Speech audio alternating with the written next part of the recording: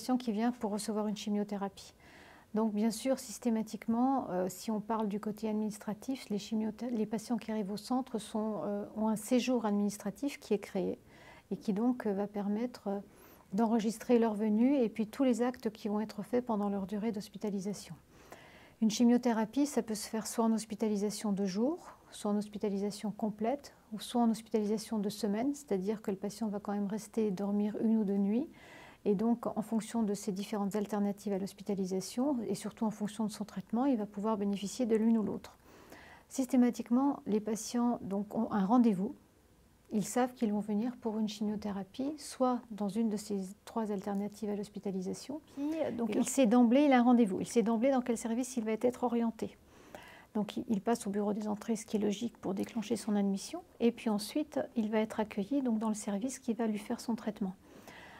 Ils arrivent en général du domicile ou parfois d'un autre centre hospitalier. Quand ils viennent du domicile, ils ont plusieurs possibilités pour venir jusque chez nous. Un des moyens les plus faciles et les plus agréables pour eux, c'est d'être accompagnés par quelqu'un de leur famille, donc de venir avec leur voiture particulière. Après, lorsque l'état de santé ou lorsqu'ils n'ont pas de personne pour les accompagner, ils peuvent soit prendre un taxi ou un véhicule sanitaire léger.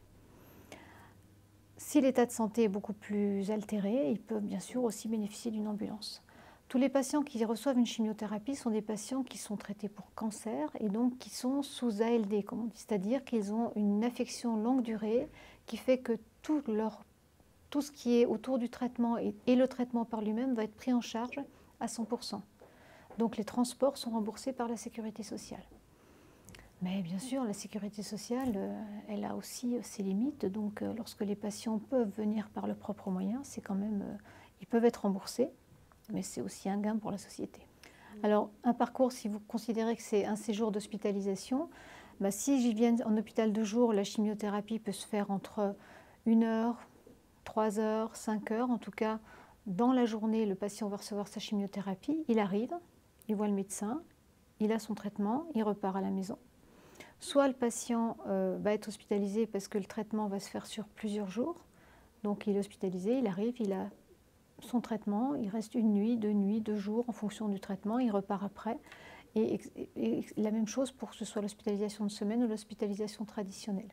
En sachant que les patients, à chaque sortie, vont avoir leur rendez-vous pour leur prochain traitement.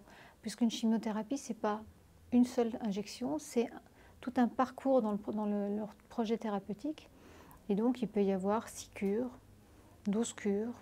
Donc, ça, de toute façon, c'est expliqué aux patients lors de leur première venue, lorsqu'ils rencontrent l'oncologue qui va leur donner leur plan de traitement.